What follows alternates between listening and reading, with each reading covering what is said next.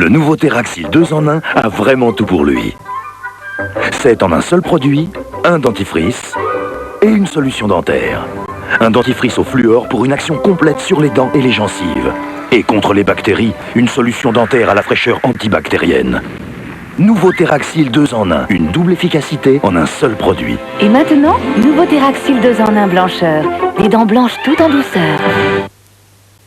Ah maman, comment je peux tout nettoyer et tout désinfecter? Et c'est Bref Javel Net. Mais maman, j'ai besoin de 2 produits. Bref Javel Net, c'est une eau de javel et un nettoyant ménager en un seul produit. Oh, c'est vraiment impeccable. Bref Javel Net, désinfecte et dégraisse en même temps. Comme ça a l'air bon. Allez, viens, on va tout dévorer. C'est ça. Et après, je décolle plus de la journée. Kinder Bueno, ça me suffit. Kinder Bueno, c'est tout le plaisir du chocolat et sous la gaufrette croustillante, un mélange léger de lait et de noisettes. Kinder Bueno, le plaisir au cœur léger. Avec Kinder Bueno, participe à l'opération Gagner les champions. Halte aux impayés. Vérifiez la santé financière de vos clients et fournisseurs. Par Minitel, 3617, Vérif. Pardon. Le hamburger, c'est combien? C'est 22. Et en euros, ça ferait combien? Un euro ça fait 4 euros. Ziva, faut multiplier par 7. Et tu rajoutes la virgule au milieu, c'est tout. Ah mais non, il faut diviser par 5. Permettez? Pas du tout. Ça fait 3 euros et 35 euros cents. Ah, 35. Bon, et le hamburger, j'en fais quoi? Je l'envoie au loto? Le loto, pour tous ceux qui aiment les chiffres, avec plein de zéros derrière.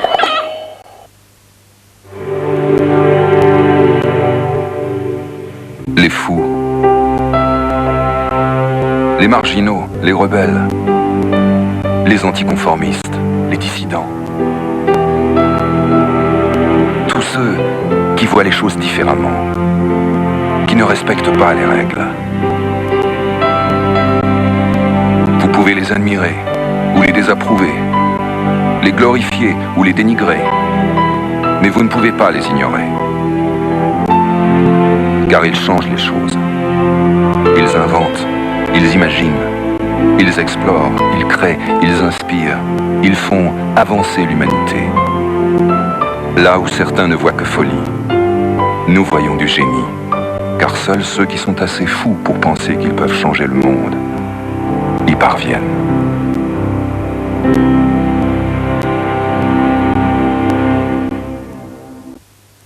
Non, je vais être un peu en retard.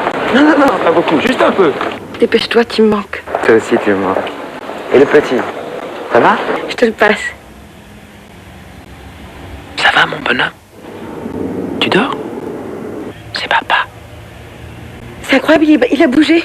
Évidemment, il a bougé. Il m'a reconnu. Repasse-le-moi. Le son digital haute résolution est en exclusivité sur le réseau Bouygues Télécom. Une révolution à découvrir dans le coffret Gold. Bouygues Télécom, téléphoner devient un 6e sens.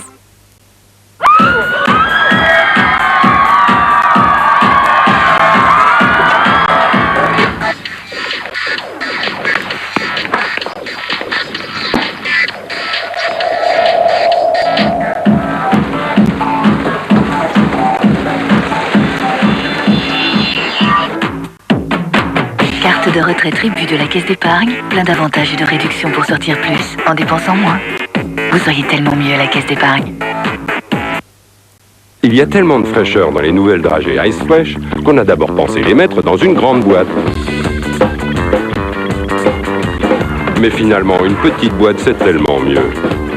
Nouvelle dragée Hollywood Ice Fresh et Green Fresh, sans sucre, beaucoup de fraîcheur, petite boîte.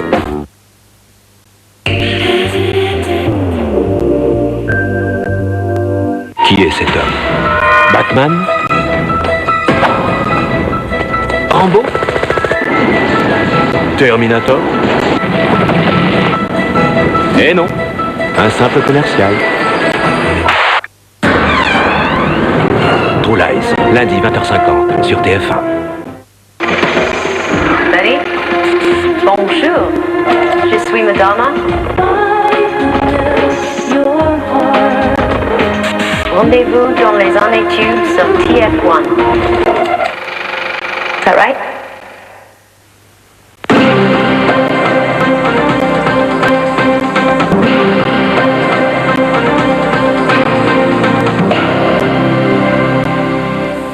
Bonsoir. L'option de la paix pourrait-elle triompher en Irak? S'il faut encore rester prudent, le secrétaire général de l'ONU, Kofi Annan, a conclu ce soir un accord avec Saddam Hussein pour résoudre la question des sites de désarmement. Accord entre Kofi Annan et le numéro 1 irakien qui sera signé ce lundi matin dès la première heure. Optimisme donc, mais optimisme prudent. Reste maintenant à faire accepter le texte par les 5 membres permanents du Conseil de sécurité et surtout par les Américains.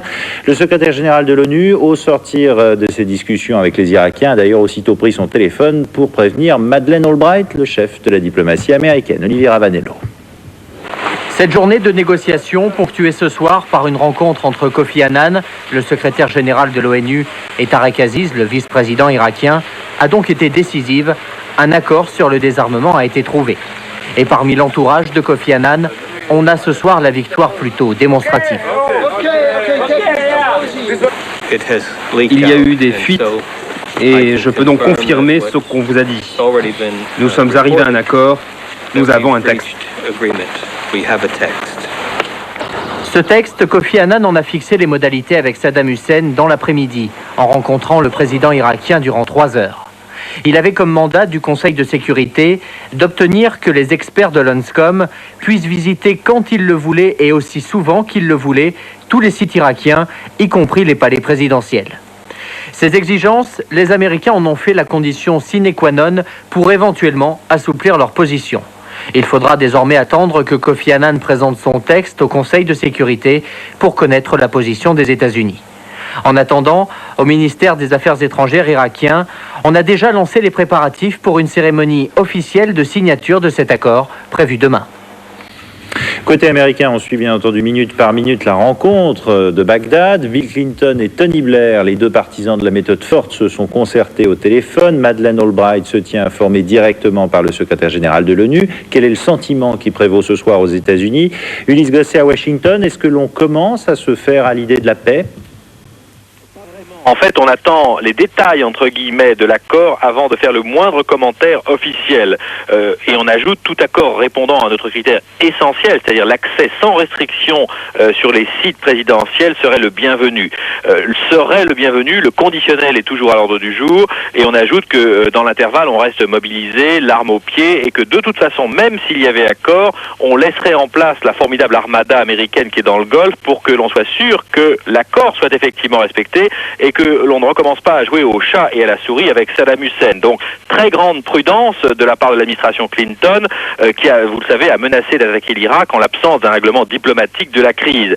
Madeleine Albright a, par ailleurs, il faut le souligner, indiqué qu'il était possible que même si Kofi Annan parvenait à un accord, cet accord ne plaise pas aux Américains. Et que, dans ce cas, les Américains agiraient en fonction de leurs intérêts nationaux. Donc, pour l'instant, si vous voulez, on ne cède pas, on ne se contente pas des déclarations du porte-parole de M. Kofi Annan ou même des contacts qui existent, nous le savons, entre les membres du Conseil de sécurité et le secrétaire général de l'ONU à Bagdad. On attend d'avoir un texte précis, on fait comme Saint Thomas, on ne croit que ce que l'on voit.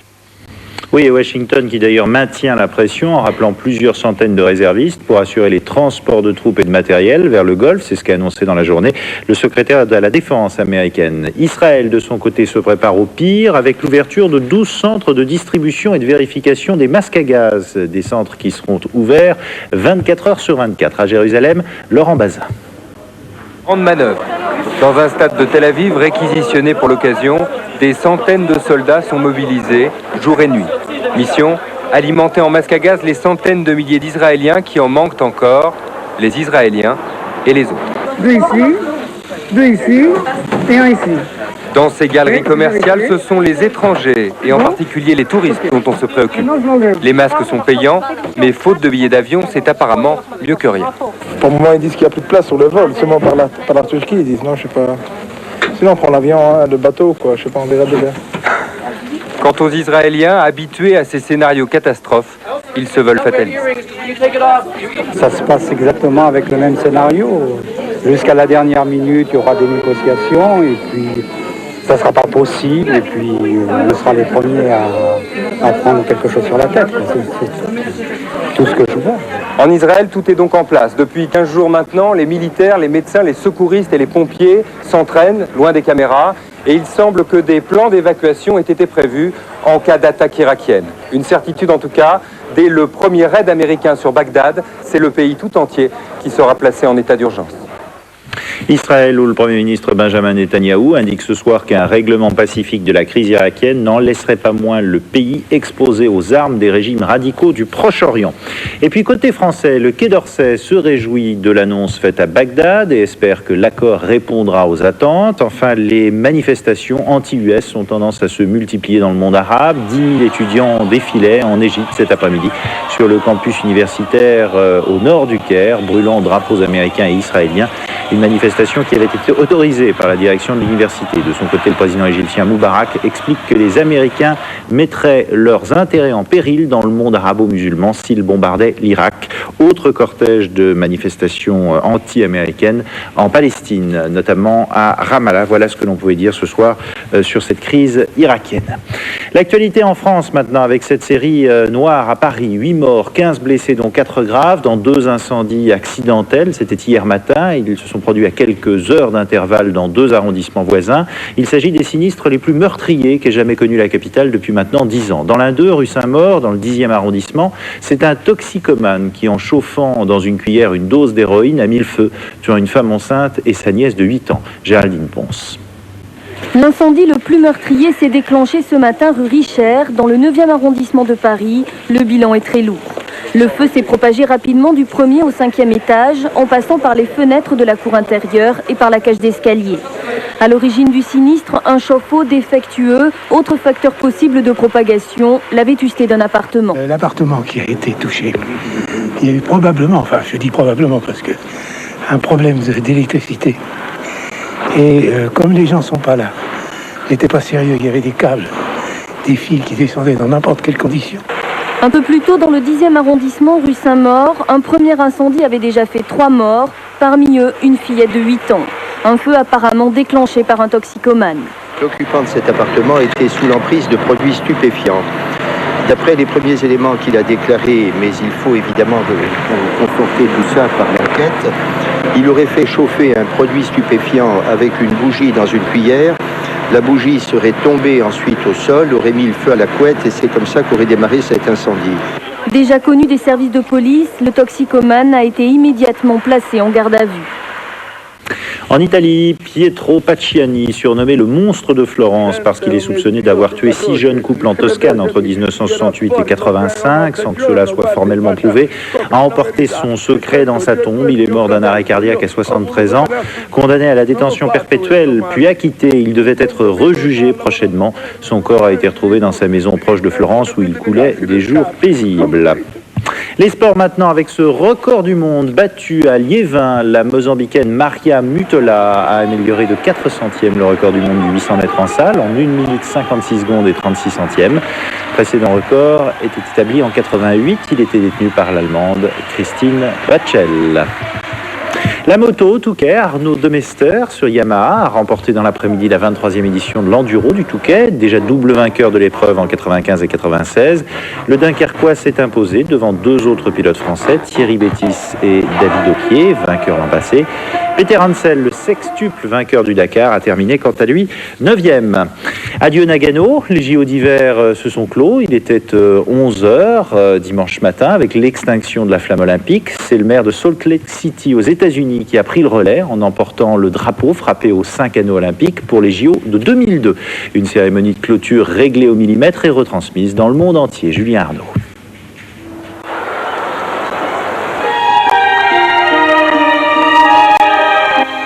Avant de mourir, la flamme olympique rend un dernier soupir. Elle aura fait battre le cœur de Nagano pendant 16 jours.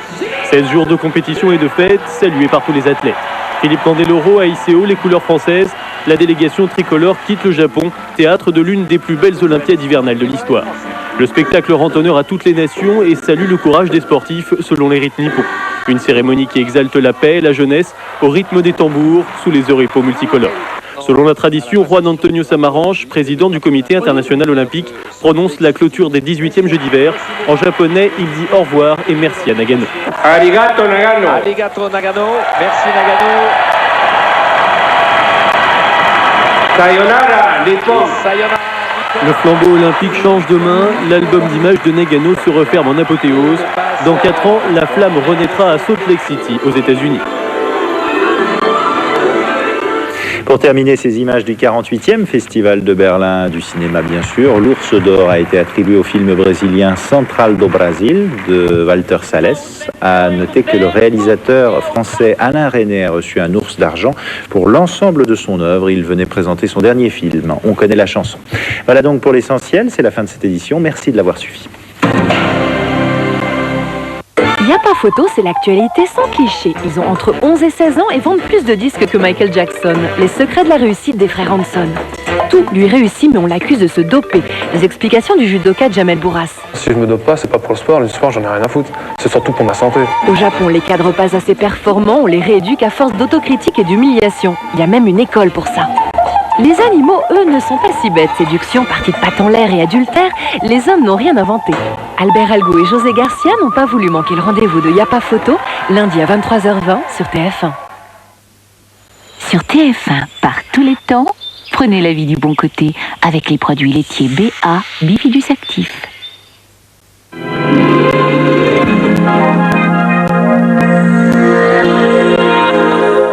Bonsoir, voilà, la pluie est passée et la neige va tomber de moins en moins. Nous allons retrouver un temps stable puisque l'anticyclone va revenir, mais nous n'échapperons pas complètement à la grisaille. Regardez cette perturbation qui passe au nord de l'Europe. Elle va venir traîner légèrement sur le nord-ouest demain matin et demain après-midi. Elle pourrait même donner quelques gouttes sur les côtes. Quant à la perturbation, elle aura disparu, mais quelques nuages s'accrocheront encore sur les Alpes ou sur le Massif central ou sur les Pyrénées. Le vent du nord va souffler très très fort demain matin en Méditerranée, que ce soit le Mistral ou la Tramontane. Il devrait baisser très lentement et demain et après-demain. L'instabilité qu'on a connue sur le continent aujourd'hui, on la connaîtra demain sur la Corse avec de la neige au-dessus de 700 mètres, des averses de pluie et même quelques coups de tonnerre. Quant aux températures, leur chute va se stabiliser demain après-midi. 6 degrés pour Aurillac, 6 degrés pour Limoges, 10 degrés à Paris, 11 degrés à Grenoble comme à Nantes, le maximum pour Bastia avec 14 degrés. Donc un autre anticyclone arrive qui n'aura pas les mêmes effets que le précédent. Nous aurons moins chaud la semaine prochaine. Nous allons retrouver des températures de saison,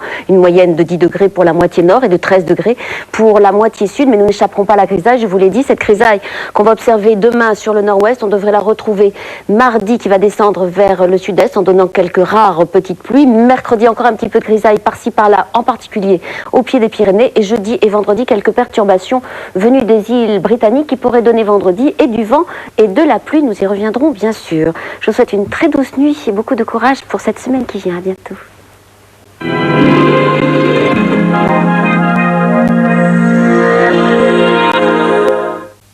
La météo avec BA Bifidus Actif. Dans une lointaine contrée de l'ouest des États-Unis, à l'époque où les hommes ne rêvaient que d'or et de liberté, naissait un louveteau que les Indiens allaient surnommer Gros-Blanc. Mais Gros-Blanc ne se doutait pas encore qu'il vivrait la plus belle histoire d'amitié jamais égalée à ce jour. Il avait tant d'épreuves à traverser.